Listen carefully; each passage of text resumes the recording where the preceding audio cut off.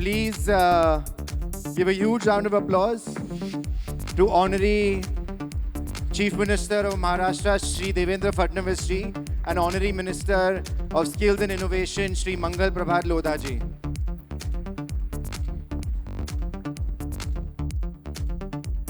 Welcome, sir.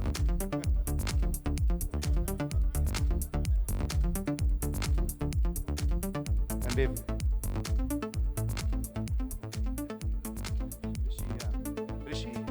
Rishi. I'd also like to welcome, to moderate this wonderful session, Mumbai's very own and our very close friend, Rishi Darda, Joint Managing Director of Lokmat Media. Thank you, Rishi.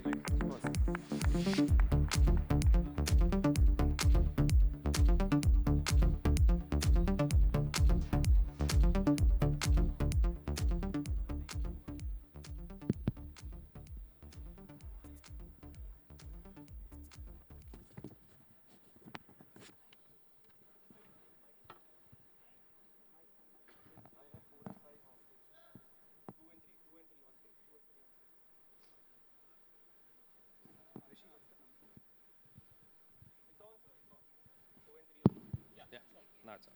It's on. It's okay. It's on. Yeah. So good morning, everyone. Firstly, thank you so much, Devendra ji, for taking out time and partnering with the Mumbai Tech Week. I was sitting in the speaker room and was just going through my thoughts as to what the questions should be. And there was someone over there who said there should be no pressure on you because you're opening the session for Asia's largest AI event.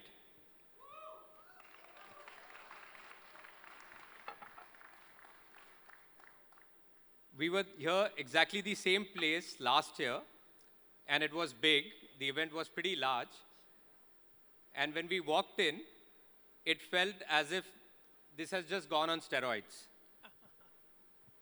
What a phenomenal gathering, and congratulations to the whole Mumbai Tech Week, to the whole Mumbai Tech team. But this wouldn't be possible without the support of the government. I want to put a little context to this, that Mr. Devendra Fadnavis ji is the Chief Minister of Maharashtra, and obviously to take this event forward, the team met up with him and he agreed to partner with it. That's a natural way of doing it. But even last year, when he was actually not the Chief Minister, the natural choice for all the entrepreneurs to come together was to go and meet Shri Devendra ji and discuss with him as to how they should plan this. I have known him, actually I had the honor of interviewing him, doing his first public interview after he became the Chief Minister in 2014. And while this event is on steroids, he is on 2x steroids. The growth has been phenomenal. He has been keeping very busy. And I'm going to come to my first question, Devendra ji, that you were the Chief Minister from 2014 to 2019. उसके बाद में 2019 से लेके कुछ वक्त तक आप Deputy CM रहे. So you got a chance to be in the hot seat from 2014 to 2019. After that, you were either directly or indirectly involved in decision making. A lot of times you were taking a back seat while there were decisions being taken. So you had a great way to kind of see from outside what is going wrong, what is going correct. So what is it that we should expect from Devendra Fadnavis 2.0? Well, thank you. First of all, a very good morning to all the participants, and I would like to congratulate the Tech Entrepreneurs Association of Mumbai team for organizing Asia's biggest AI event and making us part of it. Having said that, as you've asked, what do you expect from our government 3.0? It's actually 2.0, but I was a chief minister for 72 hours in between. Right. So yes, I missed out on that, you're right. This is my third avatar. So let me tell you that our focus has always been that we need to give good governance. Maharashtra is one state which is always on an autopilot mode. You just have to give a good governance to this state. The governance has to be efficient, it has to be accountable, and it has to have integrity. All these things, it has to have efficiency. These are the things which actually keeps Maharashtra on a move. And you have seen my first regime between 14 and 19. I think that regime was dedicated more to water conservation and infrastructure development.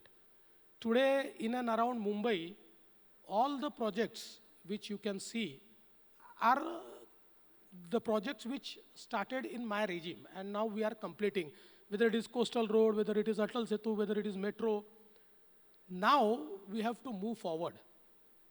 Infrastructure will always be, our focus, because infrastructure-led development is something which is going to be at mainstay until next 10 years.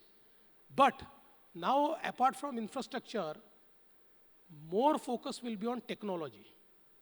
Because I think AI is changing the way of governance, it is changing every sphere of our life. And we have to, catch it very early. And that is why this technological revolution, we will be focusing more on that. I feel that when we aspire to make $1 trillion economy, technology is something which can accelerate our growth rate. Today we can see that the startups, and especially fintech and all other tech startups, they are scaling in minimal time. So I think when you want to leapfrog, technology is something where you have to focus. So our focus in this regime will be more on technology. Of course, infrastructure will be there, water issues will manage, farmers are at the forefront. So, but now we want to use more technology into agriculture, because we feel that if we want to bring sustainability in agriculture, technology is the solution. So I think from the perspective of entirety, I think we'll be more focusing on technology in this regime. Wow, so more focus on technology. And of course, to make $1 trillion economy will not be possible without the push, support, help of Mumbai and Maharashtra. So Mumbai, Maharashtra, of course, has to grow obviously at the same pace. In 2014 to 2019, there was a very interesting concept you had brought in, which was the war room. I remember every time I visited any of the head offices of corporations, or even when the New Bombay office, the CIDCO, Thane, all of them would keep discussing about the war room and the pressure and the speed and the challenges that were being created. There was a speed with which the decision making was happening. Is that now rebranded? Are you looking at restructuring it? If you could give us some insights into how does this war room work, or if you're planning to do something, how is that going to work? So the war room is continued in a new avatar. I must tell you that when we started this concept of war room, people asked me, why war room? I said, it's a war with red tapeism. It's a war with lethargy. It's a war with those who want to just sit and do nothing. And then we started this war room because let's talk about Mumbai. In Mumbai, if you have to do one project, there are 18 agencies of state government and central government to whom you have to go and take NOCs. And in many times, even, if they take 6 months, it takes 3 to 4 years for a single project, to get all the approvals.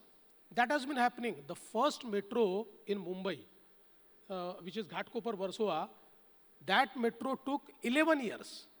just 11-kilometer metro and 11 years. Okay. And that is why we created this war room where we started, bringing all the stakeholders on a table. So the war room used to function 365 days, used to monitor every project, and then in the war room meeting, all the stakeholders would be around the table, and we would ask them, what is your problem, tell us, and whatever you want to do, do it now. Okay. So with that approach, you can see that in between 2016 and 2019, we could start metro projects for 372 kilometers with all approvals. Today, we are about to deliver 150 kilometers. So I think that was the power of War Room, where actually everybody was brought together and we asked them to take decision then and there. Now again, we have started this War Room. It's a dynamic dashboard wherein the targets are given. So let's say in a meeting, it is agreed that, let's say, railway department will do something in 1 month. So we just don't ask them after 1 month. We have a dynamic tracking system whereby after 7 days, 8 days, 10 days, we ask them that this was agreed. Could you do it? Why could not you do it? Are you going to do it? So with this approach, I think the efficiency has increased, the speed has increased, and ultimately, if we look at our projects, there is huge cost overrun in our projects because we start, let's say today, we account for today's cost, and the project is for 3 years, and when it completes in 7 years, the cost is doubled and tripled. So we are also saving the cost. So this War Room concept is up and running. And in its new avatar, we have created a very dynamic dashboard whereby it is, more efficient. So then what are the 3 large infrastructure projects that's going to be in your focus over the next 5 years? I mean, if you say 3, it is very difficult for me to prioritize because there are 30. Sure. So, I mean, how can I say which 3? But I would say that the biggest infrastructure project which we have taken up is the Vadhavan port. The Vadhavan port is something which is going to change the entire economy of the country and the economy of Mumbai. I would just like to tell you that the JNPT port, for last 40 years, it has put Mumbai on a world map, and it has made us financial capital because the JNPT port accounts for 65% of the container traffic of our country. So it is one port which is actually doing all the business. But now this Vadhavan port is 3 times bigger than JNPT port. And for 10 kilometers, it has a deep draft of 20 meters. So it is one of the biggest port which we are building. And with this 20 meters deep draft, it can host, world's largest ship. So this one project will make us maritime power. Okay. And today, all of us know that whether it is the supply chain management, whether it is manufacturing, all those countries who have good ports, who have no port congestion, who have logistical support, they are the leaders. So we will be the leader because of this Vadhavan port. And apart from that, since we are in Mumbai, I would say that the new Mumbai airport we are completing now.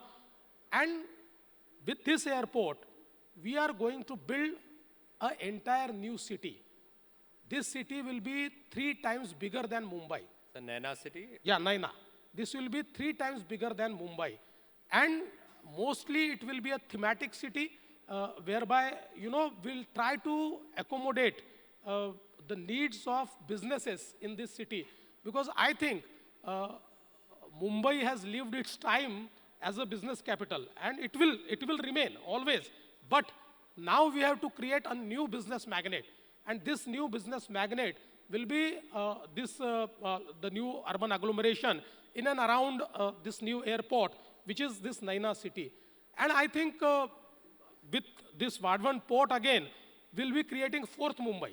Because at Vadhavan port, we are creating third airport for Mumbai, and it is a area where the bullet train has its stop.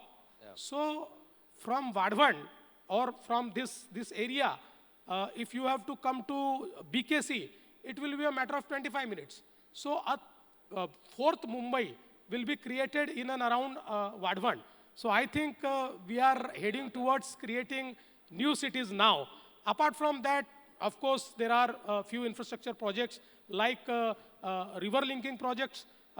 We are linking the Wainganga River to Nalganga River. So we are actually creating a 560 kilometer of new river. And that river will actually, pass through the water-stressed area of Vidarbha, and it will make Vidarbha totally drought-free.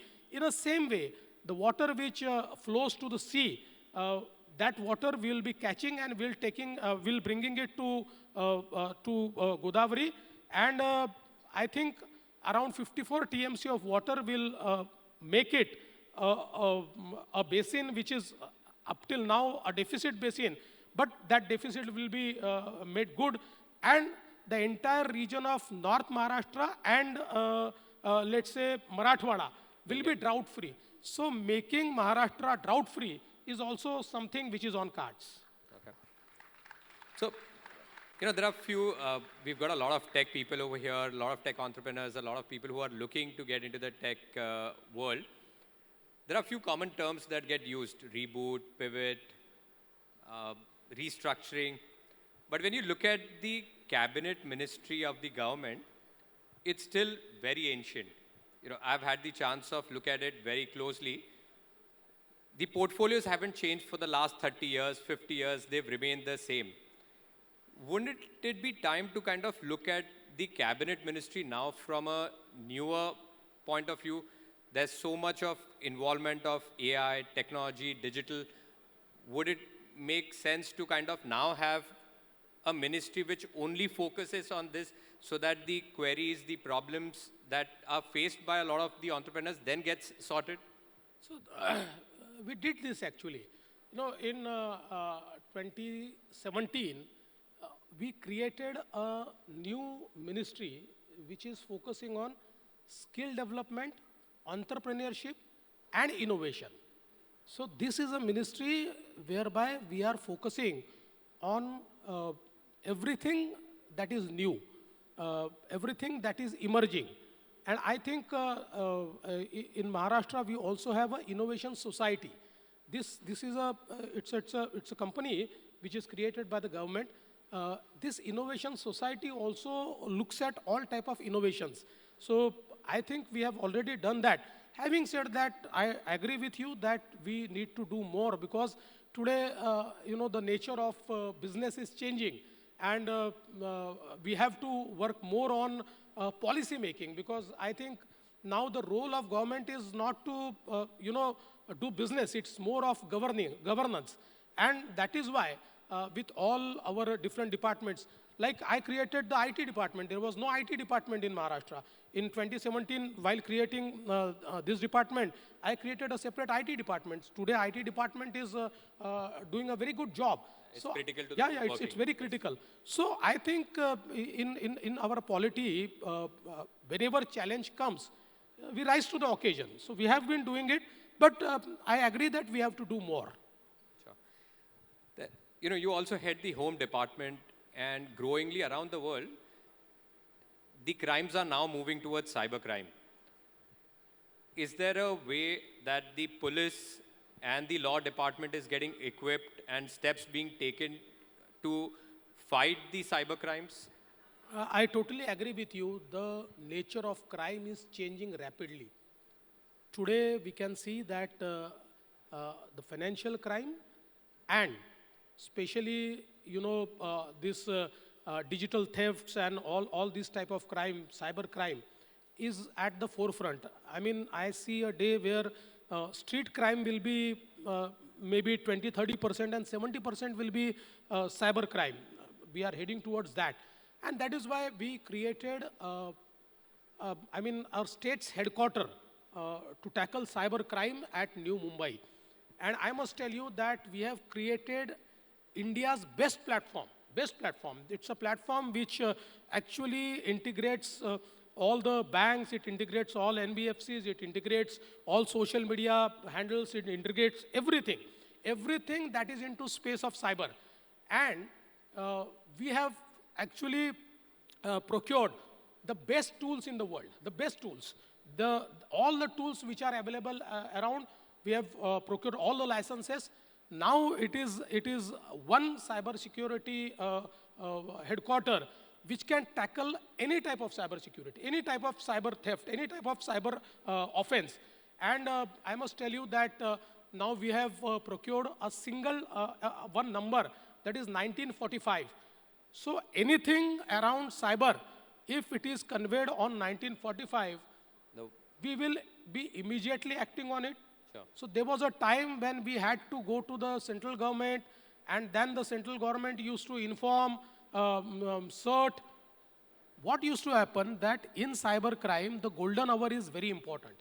Because today, the cyber criminals are so intelligent that if your money is transferred by any identity theft, the money travels 17, 18 accounts, and it goes to a country whereby, the country with whom we don't have any agreement.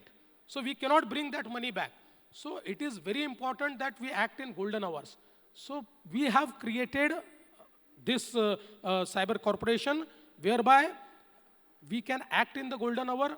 We can actually act on financial and non-financial crimes immediately, and within 24 hours, we will be taking action.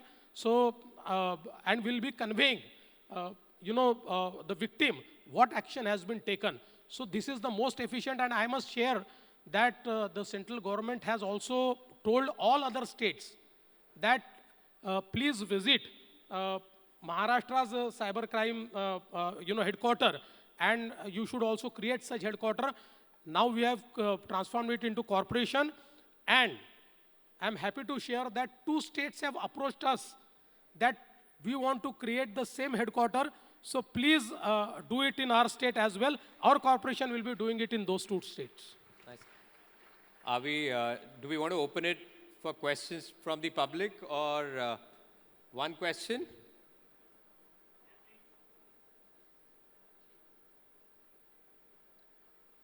Scott? Do we have a mic over there? Or we could, one part is that obviously the tech world, one of the reasons for doing the Mumbai Tech Week is because otherwise most of the tech companies are based out of Bangalore, Noida, Gurgaon, and the cost of living in Mumbai is just very high for any startup to set office in Mumbai. A lot of them would actually prefer being in Mumbai. So quite a few of them have left Mumbai and have moved to other cities only because of this reason. Is there some kind of a scheme, some incentive that could be created for the budding entrepreneurs, which would benefit them, and hopefully the talent does not move out of Maharashtra? I totally agree with you. See, we did not create infrastructure in Mumbai between 2000 and 2014. And that is why the cost of living went up, the cost of hiring went up, and it became unaffordable for IT-enabled industry to stay in Mumbai. And thereby it went to Bangalore, it went to Hyderabad. We lost, all this, IT revolution to Bangalore and Hyderabad because of our inefficient working. But after 2014, we started working on that. Today, with the infrastructure which we have created in Mumbai, Mumbai is becoming affordable. And the biggest thing is, now with the Atal Setu, which is 22 kilometers sea link, we have linked New Mumbai to Mumbai. And this New Mumbai is a new magnet. You see, today, most of the tech industries are coming in New Mumbai because it has an airport, it has, ease of living. It has a very good, natural area as well. And we are creating, thematic cities there. So I think, and I must also tell you that it is also our data center capital, because India's 65% data center capacity is created in New Mumbai. But Devendra, that is still expensive. Means I understand, obviously the connections have really improved, but it is still expensive for most of the startup companies that are there, for a lot of the tech companies which are there. Within those same places, could there be different rates for companies that are working on startups or tech world? Absolutely, we have decided that. So our first M Hub is almost complete. We will be launching our first M Hub. This M Hub will be a sort of incubator where we'll incubate new startup. And in the New Mumbai area, we want to create lot of space which is plug and play, which is affordable, which is comparable with any other city. It will be comparable with Bangalore. It will be comparable with Hyderabad. But having said that, Rishi, I must tell you that the good news is that now no more Bangalore or Hyderabad is the startup capital. The startup capital is Maharashtra. The recent report of Startup India has absolutely told that in absolute numbers and in absolute investment, number one is Maharashtra. So we are, startup capital, and around 30% of our startups are tech startups. And I must congratulate team, the Tech Entrepreneurs Association of Mumbai, because, in, let's say, December 2022 or 23, I don't remember, we actually met, and they put forth the idea before me. They said that now we have to, pull back everybody to Mumbai, and we have to create an ecosystem where everybody comes to Mumbai. And today you can see that the Asia's biggest AI event is happening in Mumbai. So I think Mumbai is on forefront. Mumbai is regaining its position, and Mumbai will always be the tech capital. Devendra, before we end, we've got a quick and a fun rapid fire round. I'll ask the questions rapidly, and would be great if you could answer them also very rapidly. So this is the only segment where I'm not rapid. So the first one, if you could give an AI a superpower to solve one specific problem in our state, what would it be? I think the biggest challenge which AI will put forth, I'll ask AI to solve it, that is job creation.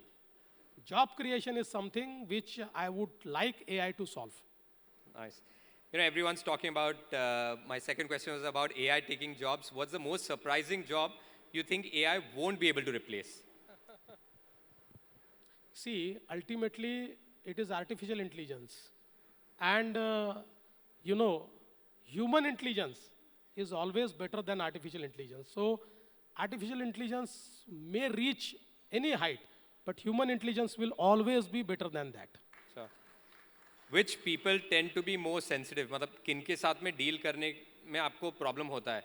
थाने के लोगों के साथ या बारामती के लोगों के साथ? देखिए, ये सवाल आपने उनसे पूछना चाहिए. मुझे तो सब चलते हैं. उनको मेरे से डील करना ठीक है कि नहीं, ये that they can tell. But I am okay with Thane, I am okay with Baramati, I am okay with anybody. So much data crunching happens, and you are able to put an algorithm कि कब होगा, लेकिन कोई भी data हमें ये नहीं बता पा रहा है कि municipal elections कब होंगे. So, do you have an answer? I think even AI cannot answer it, because in our constitution, our Supreme Court is above AI. So Supreme Court will decide, and whenever Supreme Court decides, the municipal election would happen. But we want it to happen very early. We feel that we cannot deprive our local bodies from local representatives. So we are absolutely worried about that. Hopefully, in next couple of days, the Supreme Court will take the ultimate decision. जी, आपको जब political advice लेनी होती है किसी से, तो आप किसके पास जाते हैं महाराष्ट्र में? मैं देश में नहीं पूछ रहा हूँ क्योंकि फिर वो नाम थोड़ा क्लियर हो जाता है, लेकिन महाराष्ट्र में अगर आपको किसी से पॉलिटिकल एडवाइस लेनी हो, ऐसा नहीं है। उस समय किस प्रकार का प्रश्न है, इसके ऊपर एडवाइस डिपेंड करती है। नॉर्मली मुझे ऐसा लगता है कि एक हमारे यहाँ सिस्टम है, जिस सिस्टम में हम कई लोग साथ में बैठकर एक कॉमन थिंकिंग करते हैं, तो उसी में से एडवाइस मिलती है। तो पर्टिकुलरली इस व्यक्ति के पास, उस व्यक्ति के पास, ऐसा हमेशा मैं जाता हूँ ऐसा नहीं है, बट जैसे वक्त होता है या आवश्यकता होती है तो किसी के पास जाता हूँ। So as Home Minister, you obviously have all the power to appoint the IGs, DIGs, CPs. At your home, what is the power that you have? ऋषि, कोई भी आदमी झूठ नहीं बोल सकता। होम में पावर होम मिनिस्टर के पास ही होता है, वही अपने को अपॉइंट करते हैं। You know, as CM, what is that one thing you don't get a chance to do now? There are many things. I mean, there are many things which I cannot do now. I mean, I don't get time to do. जैसे किसी भी चौक में बैठ के चाय पीते हुए 2 घंटे गप्पे मारना नहीं कर सकता हूँ आजकल। और ये नहीं कर सकता, कर नहीं सकता ऐसा नहीं है। The biggest culprit is mobile. You know, इतने लोग सेल्फी के लिए आते हैं कि मतलब you don't get your time. So मुझे लगता है कि I miss that. One problem with technology is that a lot of fake AI generated images get done, बहुत fake information viral होती है। कोई ऐसी fake information आपके बारे में या fake rumor आपने सुना जो बिल्कुल भी गलत थी? नहीं, वो तो मैं रोज सुनता हूँ मेरे बारे में रूमर, वो कोई नई बात नहीं है। लेकिन अलग अलग प्रकार के जो मीम्स तैयार होते हैं वो देखने में मजा आता है। जो डांस अपने को आता नहीं है वो करते हुए अपन दिखते हैं तो अच्छा लगता है कि देखो कितना अच्छा डांस कर रहे हैं। So last, before we leave, you know, the average age in this room, Devendra ji, must be about 27, 30 or between 27 and 30. Anything you would want to tell them? You know, mental health is one major issue that this generation's facing, you know, and you deal with it, stress day in, day out. Any message, anything that you would want to kind of leave us with? I think you have to deal with the stress. There is no job which does not have stress, whether it is a job of a chaprasi or whether it is job of a president. Every job has its own stress, but you have to deal with. I mean, if you ask me, today I find myself more mature person than what I was in 2014, because I have dealt with a lot of stress and I know how to deal with the stress now. So you have to find out your way. The biggest thing is that, you know, you need to talk it out with somebody. And ultimately, my principle is that I always tell myself that worst could have happened. So this is not the worst. Worst could have happened. So, I mean, that gives me, you know, a lot of sanity. So I think today, people talk more about stress. There are small things which you know, give stress to the new generation. I think we have to be, you know, more focused, and this stress, if you take it, it is there. If you say that I don't want to take the stress, You will not get it. you will not get the stress. Apart from that, you know, I won't advise anybody that they should do yoga or you know, other things, because I don't do it. So I mean, I have heard that it is good to do yoga and meditation to deal with the stress. All right, guys, give it up for Devendra Fadnavis ji 2.0.